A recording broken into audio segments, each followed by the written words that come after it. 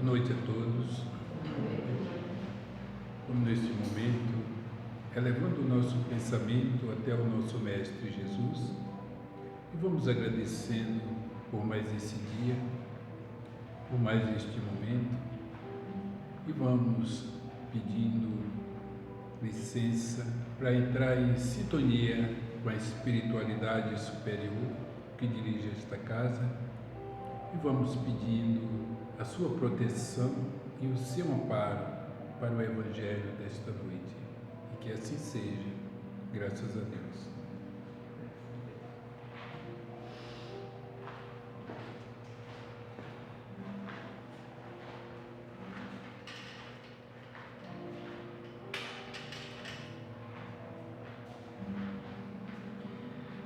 Bem, boa noite a todos. Boa noite. Hoje nós vamos dar sequência ao estudo do Evangelho, segundo o Espiritismo, como nós vamos fazendo todas as terças-feiras, E nós estamos no capítulo 23, Um capítulo bastante interessante, que é a estranha moral, Esse capítulo é difícil de falar, as pessoas geralmente pulam, vão direto para o próximo, Que é não ponheis a candeia debaixo do alqueire. Mas, esse capítulo, a estranha moral, por mais difícil que possa parecer, contraditório até mesmo, as falas do Cristo, ele não é difícil de entender não, e vocês vão ver que faz muito sentido tudo isso que ele diz, Eu vou começar. A semana passada nós falamos, a Araci, ela falou até a parte do deixai os mortos cuidando de enterrar os seus mortos, E hoje eu vou começar no item 9, que diz assim: não vim trazer a paz, mas a divisão. E é uma passagem que Jesus, de acordo com Mateus, diz o seguinte: não penseis que eu tenha vindo trazer paz à terra. Não vim trazer a paz, mas a espada. Porquanto vim separar do seu pai o filho, da sua mãe a filha, de sua sogra a nora. E o homem terá por inimigo os de sua própria casa. Isso está em Mateus capítulo 10, versículos 34 e 36. Lucas também escreveu essa mesma passagem de uma forma um pouquinho diferente, nos capítulos 12, versículos 49 a 53. Na escrita de Lucas está dessa forma: vim para lançar o fogo à terra, e é o que desejo, senão que ele se acenda. Tenho de ser batizado como um batismo, e quando me sinto desejoso de que ele se cumpra. Julgais que eu tenha vindo trazer paz à terra? Não. Eu vos afirmo o contrário, vim trazer a divisão, pois doravante, se acharem numa casa 5 pessoas, estarão elas divididas, umas com as outras, 3 com 2 e 2 com 3. O pai estará em divisão com o filho, e o filho com o pai, e a mãe com a filha, e a filha com a mãe, e a sogra com a nora, e a nora com a sogra. Isso é a passagem de Lucas. É bastante difícil, para a gente ouvir isso, Sendo que Jesus, todo tempo, sempre foi o exemplo máximo, de bondade, doçura, amabilidade, pregando o amor, e de repente ele um dia diz isso, Por que isso, A princípio é completamente contraditório, Mas aí a gente vai começar a entender melhor, E aí a gente vai ver que não é nada contraditório e é a pura verdade. O que ele está querendo dizer efetivamente? Bem, primeiro, a boa nova, o advindo do Cristo à terra, já é um divisor de águas por si só, Jesus veio ao mundo justamente para que o mundo mudasse. Então a gente já começa a entender, se o mundo vai mudar, é evidente que não poderia ser como era antes, alguma coisa está acontecendo, Então aí a gente já começa a clarear nosso entendimento, Então o que Jesus está dizendo quando ele diz: eu vou ser o divisor, Eu vou colocar pai contra filho, filho contra pai, O que ele quer dizer com isso, Por que eu sou espada e não a paz, Se ele mesmo disse até agora, que a lei de Deus é a lei do amor, A gente deve perdoar. Então por quê? Que guerra é essa? Contra quem nós vamos lutar, né? Essa espada é levantada contra quem? Mas Jesus, na verdade, ele estava falando para nós, indivíduos, né? Porque todos nós estamos num processo de crescimento e modificação. E para que a gente possa entender isso de forma mais aprofundada, é interessante que a gente volte, né, para a base da nossa doutrina mesmo. Primeiro, nós estamos num processo reencarnacionista. Então nós encarnamos, morremos, nascemos, morremos de novo, nascemos, né, sucessivamente, quantas vezes forem necessários para atingir gradualmente o nosso desenvolvimento e a nossa evolução. Então, o que Jesus está dizendo com isso? Em cada vez que a gente nasce, cada existência nossa, nosso único objetivo principal é nos tornarmos melhores. De alguma forma, nós vamos nos modificar e nos tornarmos melhores. Quando a gente forma as nossas famílias, né, os nossos grupos, entra em atividade, né, uma das leis principais, né, que é derivada da lei do amor, e é a lei da atração. A lei da atração, os afins se atraem. Então, quando a gente forma uma família, um núcleo familiar, são espíritos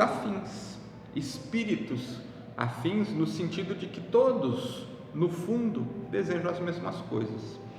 Não obstante, às vezes a gente tenha dentro do núcleo familiar ideias completamente opostas, mas que na essência, na raiz, buscam o mesmo objetivo, só que por caminhos diferentes que geram conflitos, né? Isso acontece, é muito comum. Às vezes eu posso buscar, por exemplo, no meu entendimento, o meu desenvolvimento, por exemplo, material de uma forma, meu filho pode buscar de outra, completamente diferente.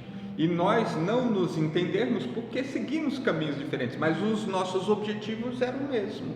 Nós dois queríamos chegar no mesmo lugar, só que cada um por um lado, e aí gera o conflito. Agora, a afinidade se deu por quê? Porque nós dois queríamos as mesmas coisas, né? E isso nos aproxima, e isso faz com que formemos um núcleo, um grupo, um grupamento de espíritos. E esse grupamento vai crescendo gradativamente, vai se desenvolvendo gradativamente, né? E as ideias afins, os objetivos principais são os mesmos para todos. Então, nós temos isso. Agora, e o advento do Cristo? O advento do Cristo é uma mudança profunda. A boa nova é um chamamento para que a gente modifique a estrutura íntima nossa, né? Então é evidente que no momento que eu começar a seguir a boa nova, que eu começar a ser diferente, eu vou entrar em conflito com todos aqueles que formavam o meu grupo. Por quê? Porque eu vou começar a pensar diferente, eu vou começar a agir diferente, e eu preciso ser diferente, porque eu estou me modificando.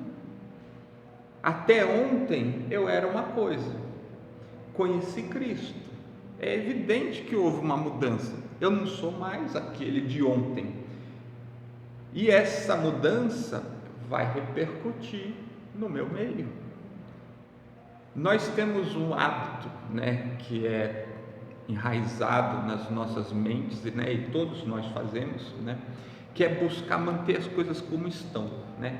Então, ou seja, quando eu tenho conhecimento, controle de tudo aquilo que está acontecendo, eu procuro deixar sempre tudo daquela forma. Por quê? Porque está confortável para mim. Eu já sei o que vai acontecer, eu sei quais são as reações, eu tenho controle aparente da situação. Então, para mim, é um processo confortável, né? Agora, no momento que eu dou um passo para ser diferente disso, eu não sei o que vai acontecer, porque eu estou entrando num novo universo, né? Eu estou entrando num novo caminho, e vai ter uma força dentro de mim enorme, que vai gritar, vai fazer força, peso, para que eu fique parado como eu estava. E não é isso que acontece com a gente? Não é isso que acontece quando a gente resolve querer fazer algo diferente, mudar algo dentro da gente? Parece que amarra, que puxa a gente como uma âncora, não faça, fica aqui, tá bom aqui, por que você vai fazer algo diferente, né?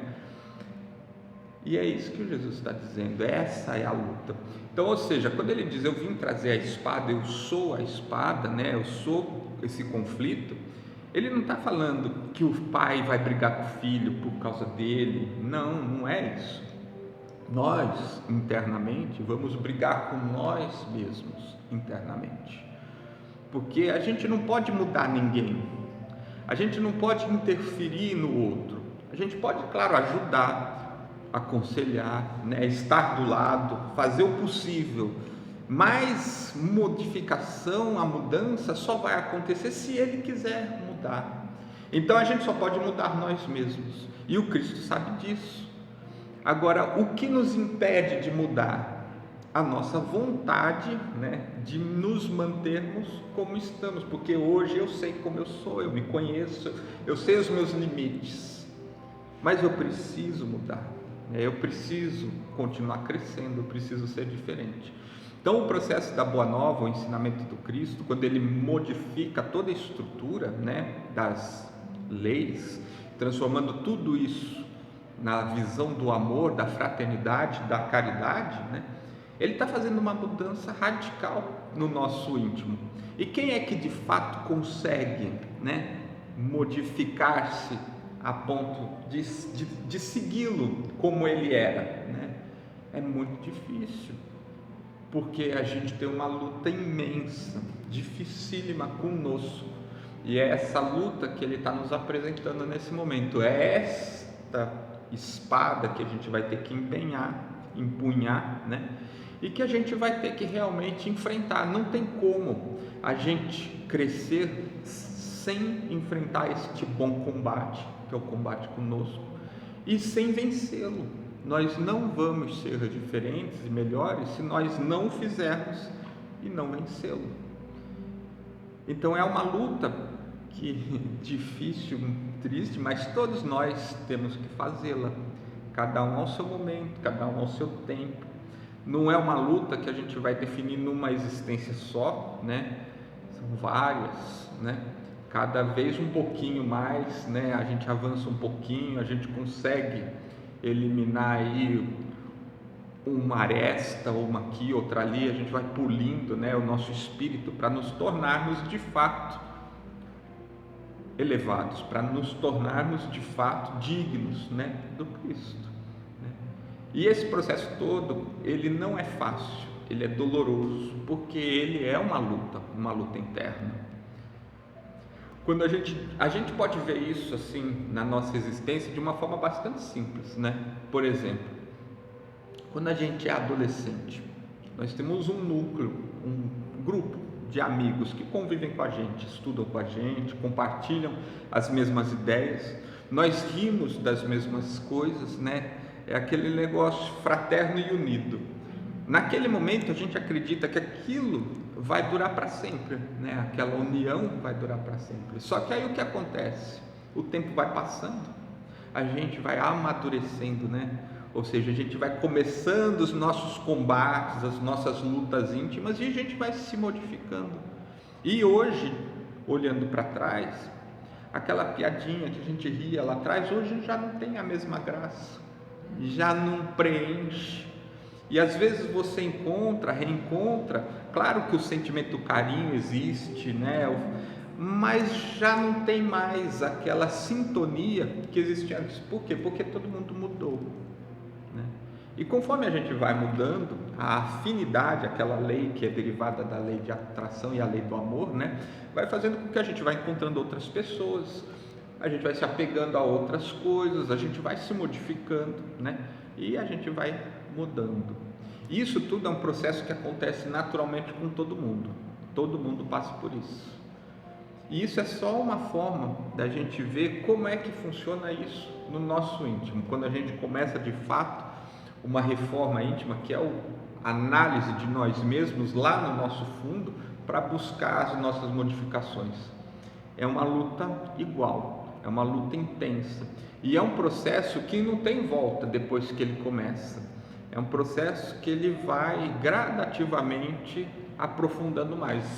como a erosão, né? A chuva vai passando, vai erodindo aquele solo, e é um processo contínuo, né? Cada vez que chover, cada vez que passa água, aquele val vai aumentando. É a mesma coisa o processo da reforma. Depois que você começa, vai limpando. Às vezes pode levar um tempo para a próxima passada ali, que vai limpar mais um pouquinho, mas vai continuar acontecendo sucessivamente, até que a gente se transforme. E a transformação, ela vem aonde? Na mente, no pensamento, na raiz do espírito. Porque nós, como espírito, o que nos difere do resto da criação? A consciência, né? Nós somos conscientes, né? Nós entendemos que nós existimos, nós entendemos que nós temos parte em algo, e nós entendemos que virá o amanhã, né? Essa é a grande diferença para o resto da vida, né? Nós sabemos disso. E aí, o que acontece? Nós pensamos, planejamos. Todas as nossas ações, todos os nossos sentimentos são derivados da raiz do nosso pensamento, né? Nós podemos viver as mesmas situações, no mesmo lugar, mas cada um de nós aqui vai sentir, vai se emocionar de forma diferente. Uns talvez se sintam mais felizes, outros talvez se sintam mais tristes. Por quê? Porque cada um vai captar essas informações com sua raiz de pensamento e vai projetar o sentimento e a ação consequentemente. Quando Jesus diz e vem nos ensinar como modelo e guia, o que ele faz? Ele modifica, ele mostra uma forma diferente de nós enfrentarmos essas situações, baseadas no amor e na caridade. Aí começa uma modificação. Porque qual é a grande diferença do que nós fazíamos antes do Cristo e continuamos fazendo? Nós colocamos tudo na primeira pessoa, no eu. Nós buscamos tudo para nós mesmos. Eu quero um entendimento, eu quero algo para mim, eu quero a minha vontade, né? E aí o Jesus diz: se você quer algo bom para você, o que você deve fazer? Faça o próximo primeiro, aquilo que você gostaria que fosse para você. Por quê? Porque ele muda. Então você entende, ele diz para você: deixe de ser eu para sermos nós. A partir do momento que você conseguir de fato fazer essa divisão, você mudou radicalmente, mudou de verdade. Mas isso não é um processo fácil. Por quê? Porque para que a gente consiga fazer isso, muitas coisas devem ser mudadas no nosso íntimo. A gente vai ter que encarar, reconhecer bem o nosso orgulho, o nosso egoísmo, a nossa vaidade. A gente vai ter que enfrentar isso tudo dentro da gente, ir modificando gradativamente, para um dia a gente realmente conseguir ser nós e não só eu, né? E esse é um processo lento. E se nós não começarmos a fazê-lo, nós nunca sairemos do lugar. Nós continuamos, como já se passaram 2000 anos da vinda do Cristo, e a gente continua, né, colocando o eu, né, no primeiro lugar, a primeira pessoa, né?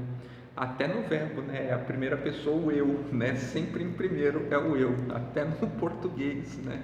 Mas a gente precisa mudar isso, a gente precisa nos modificarmos, né? E aí, no processo evolutivo, né, enfrentando este combate, cada experiência encarnatória nossa vai nos proporcionar dificuldades, adversidades, para que a gente venha refletir sobre essa nossa conduta mesmo, sobre esta forma como nós estamos lidando com essas coisas, para que haja mudança. Se a gente ficasse numa vida perfeita, estável, né, sem nenhum tipo de problema, o que aconteceria de diferente para nós? Nada, né? Nós iríamos nos acomodar na nossa estrutura confortável, luxuosa, e de lá não iríamos sair para nada, né? Não iríamos, a gente só iria pedir para que viesse até nós, né? Não teria esforço. Aí você vê, é difícil, porque a gente precisa de fato mudar. Aí a vida vem e dá um tranco, um solavanco, e faz com que a gente saia do lugar, né? E e a gente começa a caminhar. Então a vida vem colocando esses obstáculos para nós, para a sociedade. Então quando a gente vê a lei da afinidade agindo sobre o núcleo familiar, ela não age só sobre o núcleo familiar. Além do núcleo familiar, tem o regional, o geográfico, né? A gente nascendo aqui no Brasil vivencia exatamente as dificuldades e os problemas que são inerentes para o nosso íntimo, né? Não é um problema do país, é um problema do nosso íntimo. Os problemas que o país enfrenta são problemas do nosso íntimo. Por isso que a gente está aqui. A gente não está na Suíça, a gente não está em outro lugar, a gente está aqui. Porque tudo isso que o Brasil enfrenta é o que a gente tem dentro de nós, também na nossa luta. Claro que em proporções diferentes, mas é isso que está dentro da gente, né? Consequentemente, né, as afinidades, a lei funciona para todos da mesma forma. E aí nós temos as diversidades no orbe, né? As diversidades. E essas diversidades elas vão existir, infelizmente, enquanto nós não atingirmos as nossas modificações.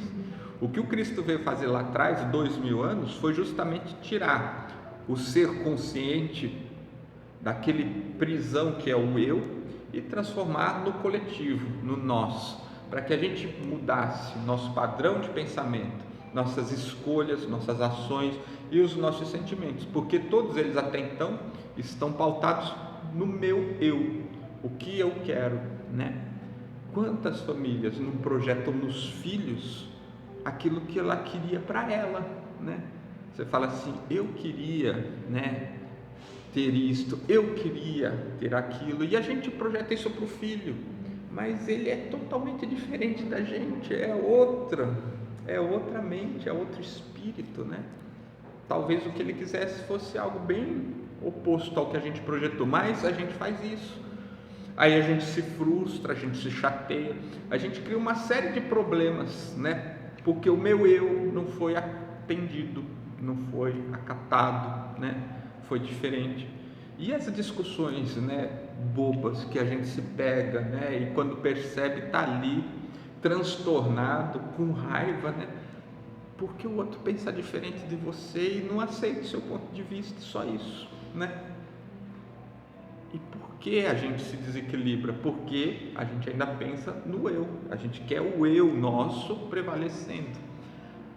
Jesus trouxe há 2000 anos atrás, troca tudo isso pelo nós e você vai ver como tudo muda, né? Faça para o próximo aquilo que você queria para você, mudou, né? Isso já mudou.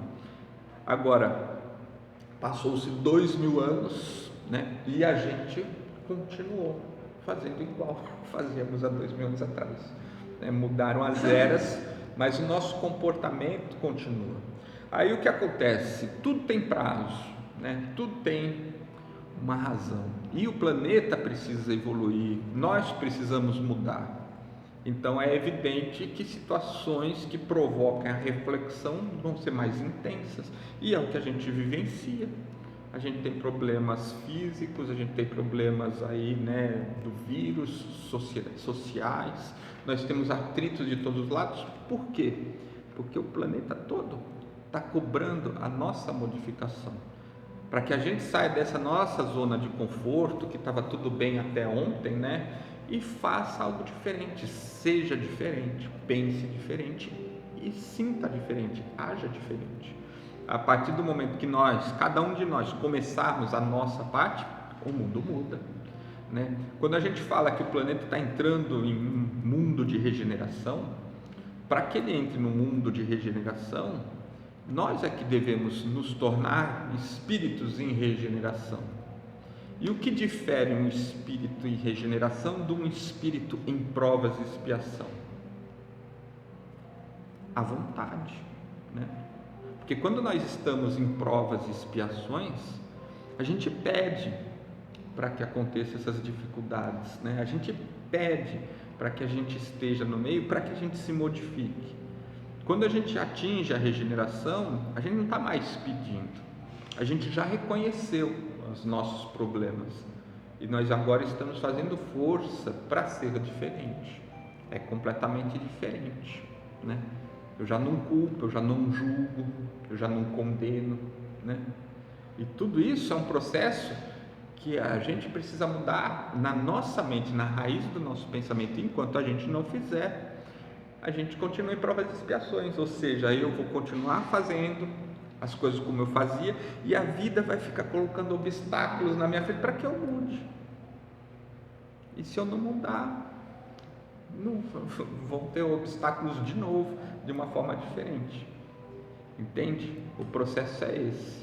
E Jesus falou isso lá atrás. Agora, esse processo não é um processo fácil, ele deixa bem avisado, é uma luta.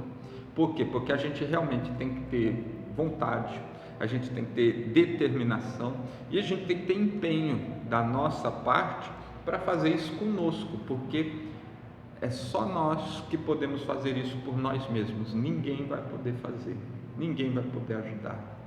Isso é um conflito nosso conosco mesmo, é só nosso.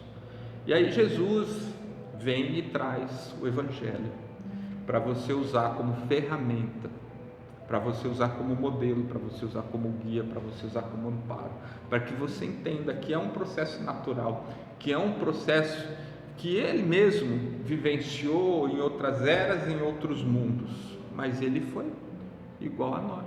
Ele não foi formado um Cristo, ele foi formado como nós e chegou. Hoje ele é um espírito crístico, já era na formação do planeta, 4 bilhões e meio de anos atrás, mas atingiu, passou por isso que ele nos entende tão bem, por isso que ele sabe a dificuldade, por isso ele sabe a dor que a gente passa, porque ele também passou por isso, e ele vem trazer hoje como modelo e guia. Então, meus amigos, esta passagem, que é bastante difícil de ser entendida, na verdade não é. Ela é bastante simples. Por quê? Porque ela não representa uma luta externa.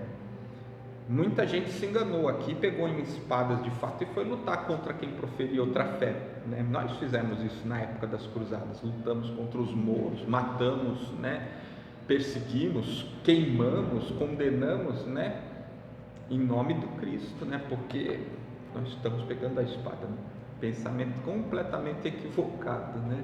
Ignorante da nossa parte, porque Jesus não fala nisso. A luta que existe é uma luta interna das nossas consciências, para que nos tornemos melhores, vençamos os nossos vícios, os nossos maus costumes, né? O nosso lado escuro, que a gente consiga trazer luz para esse nosso lado escuro e nos tornarmos de fato espíritos de luz, né?